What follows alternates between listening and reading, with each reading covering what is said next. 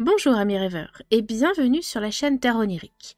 Pour aujourd'hui, comme je sais que vous êtes friands d'histoires issues de la mythologie nordique, je vous ai choisi un nouveau sujet qui est à la limite entre l'historique et le mythologique avec les guerriers berserkers. Et je ne vais pas faire durer inutilement cette intro, donc si vous êtes prêts, on y va tout de suite après le générique.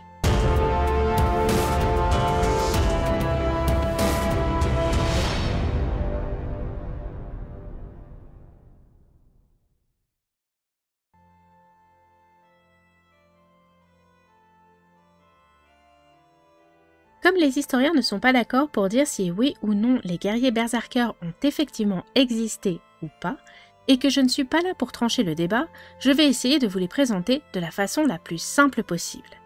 J'ai pris aussi bien des arguments d'un côté comme de l'autre, histoire de bien vous dépeindre tout le tableau. Comme toujours, vous trouverez mes sources principales dans la barre d'infos. Je vous invite, comme à chaque fois, à ne pas prendre pour acquis tout ce dont je vais vous parler dans cette vidéo, qui n'a pour but que de vous divertir et vous présenter succinctement un sujet. N'oubliez pas de multiplier vos sources quand vous faites des recherches sur un sujet donné, et ma vidéo n'est qu'une source parmi d'autres. Je n'ai ni la science infuse, ni la connaissance absolue. Je vous présente juste le fruit de mes propres recherches. Certains historiens pensent que les berserkers seraient le fruit de l'imagination des auteurs du Moyen-Âge, et notamment les auteurs chrétiens qui auraient voulu présenter les Vikings comme des brutes sauvages sans âme. D'autres pensent que ce sont les poètes scandinaves qui souhaitaient dépeindre les guerriers vikings comme de féroces combattants. Ceci étant dit, revenons-en au sujet du jour. Les berserkers auraient été des guerriers d'élite vikings capables d'entrer dans une sorte de rage mystique, leur permettant de faire des prouesses au combat. Ils étaient également appelés les guerriers fauves et on pensait qu'ils étaient animés par leur esprit totem lors des combats. Les plus connus à ce jour sont les guerriers ours et les guerriers loups, notamment parce que ce sont ceux qui sont aujourd'hui le plus représentés dans la pop culture. Il existait également des guerriers sangliers, mais nous avons à ce jour extrêmement peu de références à ceux-ci dans les sources antiques ou médiévales. Ils étaient considérés comme des guerriers prêtres d'Odin, sorte d'équivalent humain des Énerjars, ces guerriers que je vous avais présentés dans ma vidéo sur le Valhalla. Si vous ne l'avez pas vu, je vous la mets dans le petit i juste là et en barre d'infos. Les berserkers arrivaient à se mettre en transe avant d'entrer au combat. Ils laissaient l'esprit animal prendre le dessus sur leur conscience humaine et devenaient alors de redoutables adversaires. Certaines légendes disent même qu'ils se transformaient en ours sur le champ de bataille, lacérant leurs ennemis avec leurs crocs et leurs griffes acérées. Dans de nombreuses analyses qui ont été faites sur les berserkers, il a été dit qu'ils entraient en transe grâce à la prise de substances hallucinogènes ou de drogues décuplant leurs capacités. Mais il semblerait qu'en fait, il n'en soit rien, que ce soit uniquement une transe mystique et religieuse. Bon, après, c'est un petit peu compliqué à démontrer parce que, comme je vous l'ai dit tout à l'heure, les sources se contredisent et les historiens ne sont pas d'accord pour les interprétations. La transe permettait aux berserkers d'acquérir une force et une endurance hors du commun, leur permettant même d'ignorer toute douleur et de continuer à se battre, même avec des blessures potentiellement mortelles. Leur frénésie était absolue. Ils tremblaient, ils hurlaient et ils avaient de l'écume aux lèvres. En fait, lors de la transe, ils perdaient toute pensée et toute raison, et des fois, il arrivait qu'ils se battent entre eux, parfois mortellement, avant même que le combat ne commence. Leur soif de sang était plus forte que tout. Cela leur a valu la réputation de guerriers indisciplinés, car ils avaient la particularité de faire abstraction de l'ordre et de la discipline, laissant la place à leur agressivité et leur courage pour compenser largement leur faible notion de tactique.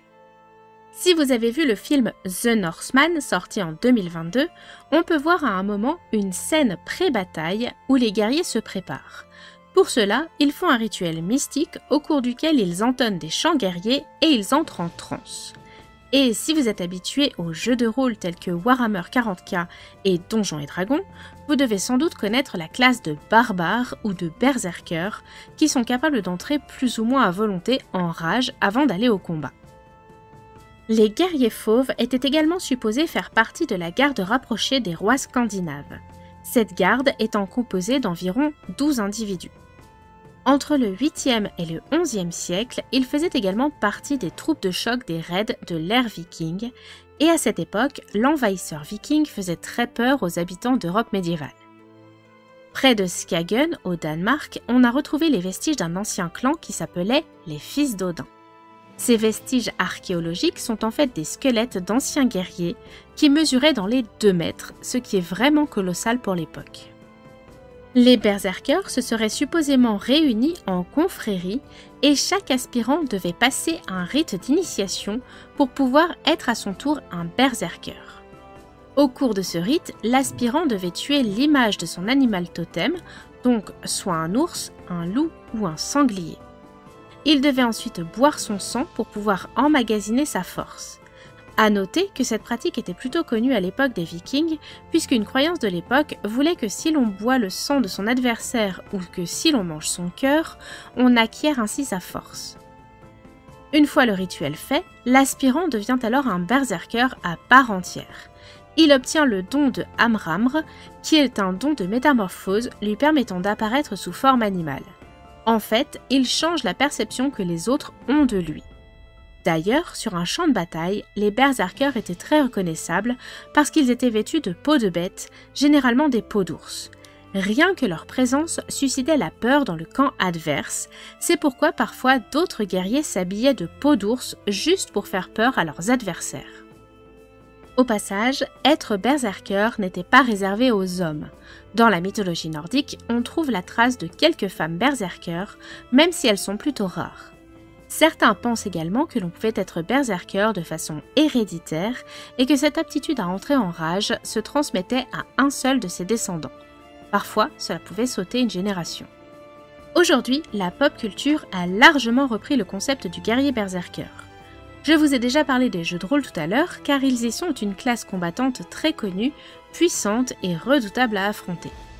Dans Donjons et Dragons, il existe des tribus de barbares qui vivent dans des régions hostiles, généralement des déserts ou des étendues enneigées. Et bien que tout membre de la tribu soit appelé barbare, en fait, ils ne sont pas tous capables d'entrer dans la rage caractéristique du guerrier barbare.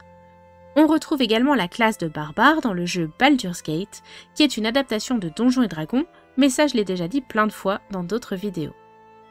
Pour rester dans les jeux vidéo à ambiance médiévale fantastique, vous pouvez également retrouver les berserkers dans des jeux comme Elder Scrolls ou Ragnarok Online.